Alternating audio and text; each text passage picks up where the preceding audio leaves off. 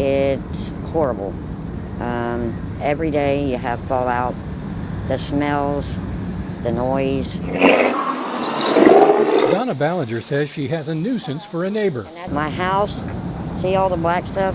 That's just constantly on there, no matter how many times you clean it. Ballinger says the mess is from a co-oven at AK Steel in Middletown, just a few football fields away from her front door. The oven burns coal as part of the steelmaking process and runs 24 hours per day, every day of the year. There's chronic sinus infections, itchy sore throat, especially with all these odors. Records show Ballinger has filed 398 complaints since March 2017 with the Southwest Ohio Air Quality Agency, which helps Ohio enforce clean air standards. She hasn't always liked the response. She says one inspector suggested solving the problem by moving, which she can't afford to do. That was his question. Why do you live here? I said, why do you live where you live? You should be allowed to live where you want and not have this nuisance 24/7. Ballinger lives in one of Greater Cincinnati's most polluted neighborhoods, based on an I-Team analysis of EPA data from 2018. Our analysis shows toxic chemical emissions are concentrated in low-income census tracts with a higher percentage of minority residents than the rest of the tri-state. Environmental activist Marilyn Wall says deregulation by the Trump administration is threatening neighborhoods like these. They need a better investigation and they need better controls that will actually fix the problem. She's bothered by national media accounts of EPA budget cuts and the rollback of environmental rules by the Trump administration.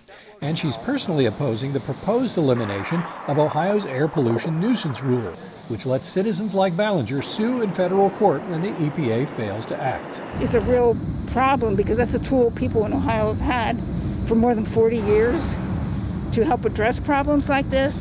Wall started working with Ballinger 3 years ago to develop a nuisance abatement lawsuit against AK Steel. Their efforts led to this 2017 court order in which the Ohio EPA imposed a $150,000 fine and required new emission controls at the plant. In 2018, records show the U.S. EPA found a potential acute human health hazard when it collected air samples near AK Steel's coke oven.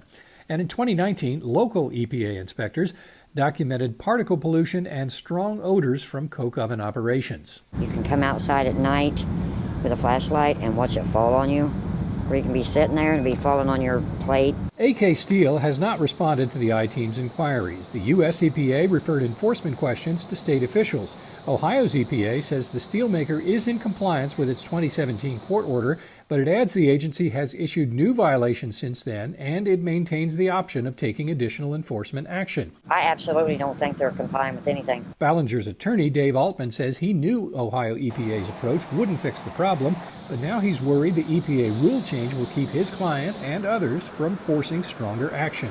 These things should be an example that embarrass the agency into doing a better job, instead of getting the agency to cut sweetheart deals. Both the state and federal EPA say the air pollution nuisance rule isn't needed for Ohio to meet clean air standards. They add many other states have already dropped the rule or never had one like it. Neither of those explanations are a comfort to Donna Ballinger, who keeps calling in complaints when the coal dust falls and keeps her grandkids from going outside when they visit.